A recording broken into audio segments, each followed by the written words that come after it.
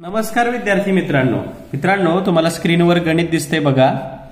54 भागिले 3 गुणिले 16 भागिले 2 छेद 180 भागिले 5 गुणिले 6 भागिले 3। तर आता सोडवायचं कसं मित्रांनो, तर बघा अतिशय सोपं आहे।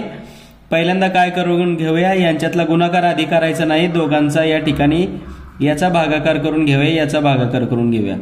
54 ला 3 ने भागल्यावर किती येणार आहे बघा, 3 एक्के 3, 2 उरले, 3 8 ते 24, 18 आली। 54 भागिले 3 केलं तर किती येणार, 18 येणार। इथं 16 ला 2 ने भागल्यावर किती येणार, 8 येणार। इथं 180 ला 5 ने भागूया, 5 त्रिक 15, 3 उरले, 5 सक 30 गुणिले 6 ला 3 ने भागल्यावर किती येणार आहे, 2 येणार आहे। 3 2 6। आता आपण सरळ सरळ भाग घालवू शकतोय बघा।